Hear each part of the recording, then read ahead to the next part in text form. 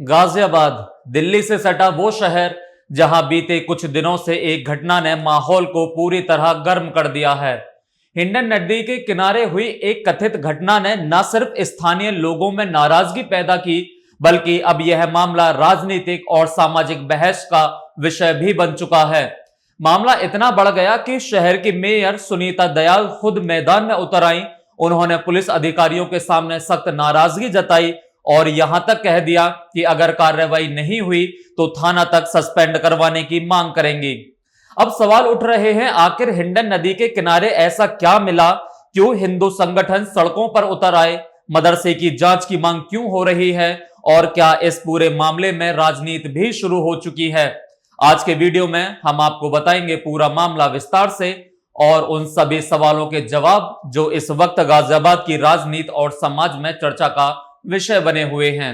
नमस्कार, मेरा नाम है राज माहुर और आप देख रहे हैं न्यूज वॉच इंडिया। पूरा मामला गाजियाबाद के इंदिरापुरम इलाके से जुड़ा बताया जा रहा है। रिपोर्ट्स के मुताबिक शहर की मेयर सुनीता दयाल ने हिंडन नदी के किनारे दो नाबालिग मुस्लिम युवकों को कथित तौर पर जानवरों के अवशेष फेंकते हुए देखा। घटना के बाद इलाके में तनाव का माहौल बन गया। देखते ही देखते यह खबर पूरे शहर में फैल गई। सोशल मीडिया पर वीडियो और तस्वीरें वायरल होने लगी। लोगों के बीच तरह तरह की चर्चाएं शुरू हो गईं।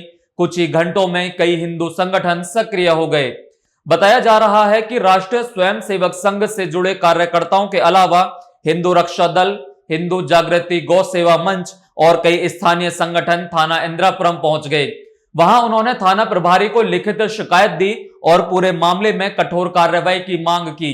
हिंदू संगठनों का कहना है कि अगर नदी में फेंके गए अवशेष प्रतिबंधित पशु से जुड़े पाए जाते हैं तो संबंधित लोगों के खिलाफ सख्त कानूनी कार्रवाई होनी चाहिए।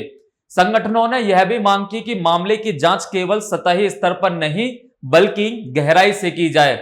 एक ये कनावनी वाला मदरसा अब नहीं बंद होना चाहिए। सारे देश के मदरसे सारे ही बंद होने चाहिए और जिसके मदरसे में पढ़ रहे जो बच्चे नहीं कहूंगा, वो तो कैंसर से भी बुरे बीमारी के वो हैं, वो हमारी गाय का मांस लेकर के और जा रहे थे, वो पकड़े हैं मेयर ने हमारी गाजियाबाद की। मैं उनको भी धन्यवाद करूंगा कि उन्होंने इतना अच्छा कार्य किया है और मेरी हिंदू रक्षा दल की पूरी समस्त टीम कनावनी की इस में लगी हुई है। उस मदरसे को भी बंद कराएंगे और उसका जो इमाम है वो अभी गायब है, उस इमाम को बंद कराकर यह भी पूछा जाएगा पहले कितनी गाय काटी हैं उन्होंने और कितनी गायों का मांस उन्होंने अपने मदरसे में परोसा है सभी को। तो ऐसी गतिविधियों में लिप्त लोगों को तो गंभीर से गंभीर मुकदमे में उनको जेल भेजना चाहिए, उनकी जमानत नहीं होनी चाहिए।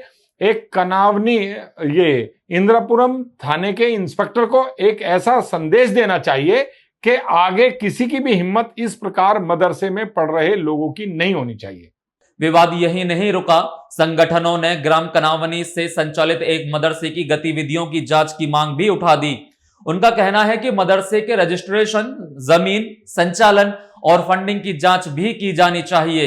हालांकि अभी तक प्रशासन की ओर से किसी भी प्रकार के आतंकवाद या अंतर्राष्ट्रीय गतिविधियों से जुड़े आरोपों के आधिकारिक पुष्टि नहीं की गई है।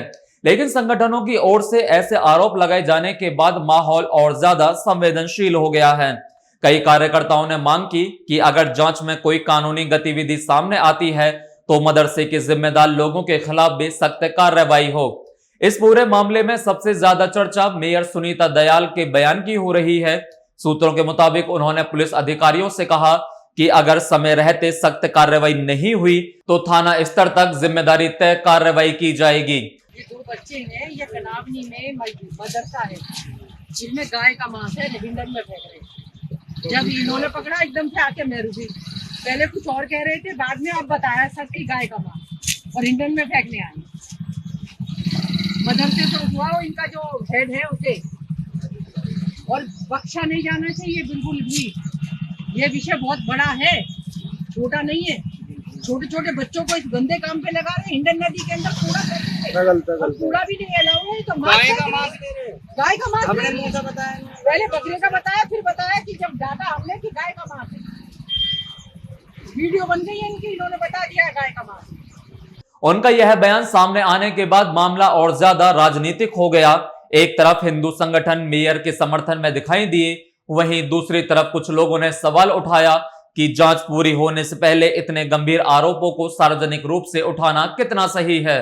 हिंदू संगठनों का कहना है कि हिंडन नदी केवल एक नदी नहीं बल्कि करोड़ों लोगों की आस्था से जुड़ा विषय है। विशेष रूप से बिहार और पूर्वांचल समाज के लोग छठ महापर्व के दौरान बड़ी संख्या में यहां पूजा अर्चना करने पहुंचते हैं। उनका आरोप है कि अगर नदी में इस प्रकार की सामग्री फेंकी गई तो यह धार्मिक भावनाओं को आहत करने वाला मामला है। कई संगठनों ने कहा कि इस तरह की घटनाएं समाज में तनाव पैदा करती हैं और प्रशासन को ऐसे मामलों में तुरंत कार्रवाई करनी चाहिए। थाना इंदिरापुरम के बाहर प्रदर्शन के दौरान कार्यकर्ताओं ने नारेबाजी भी की और चेतावनी दी कि अगर प्रशासन ने उचित कदम नहीं उठाए तो बड़ा आंदोलन किया जाएगा। दूसरी तरफ पुलिस प्रशासन फिलहाल मामले की जांच की बात कर रहा है। सूत्रों के मुताबिक पुलिस ने घटना स्थल से मिले अवशेषों को जांच के लिए भेजा है ताकि यह पता लगाया जा सके कि वे किस जानवर के हैं। पुलिस अधिकारियों का कहना है कि जांच रिपोर्ट आने के बाद ही आगे की कानूनी कार्रवाई तय की जाएगी। साथ ही पुलिस सोशल मीडिया पर फैल रही अफवाहों और भड़काऊ पोस्टों पर भी नजर बनाए हुए है। दरअसल ऐसे मामलों में सबसे बड़ी चुनौती यही होती है कि तथ्य सामने आने से पहले ही सोशल मीडिया पर अलग अलग दावे वायरल होने लगते हैं, जिससे माहौल और ज्यादा संवेदनशील हो जाता है। यही वजह है कि प्रशासन लगातार लोगों से शांति बनाए रखने और अफवाहों से बचने की अपील कर रहा है, लेकिन इस घटना ने एक बार फिर कई बड़े सवाल खड़े कर दिए हैं।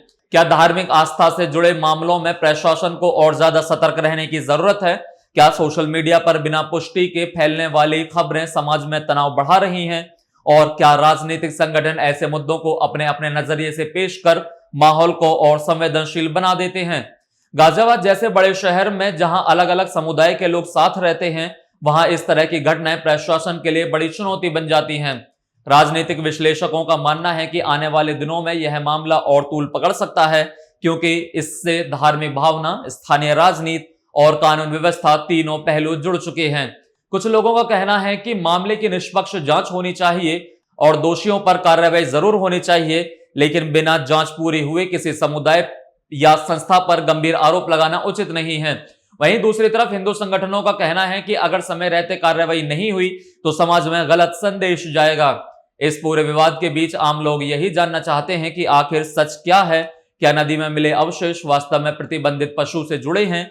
क्या मदरसे के खिलाफ लगाए जा रहे आरोपों में कोई सच्चाई है, या फिर मामला केवल अफवाहों और राजनीतिक आरोप प्रत्यारोप तक सीमित है?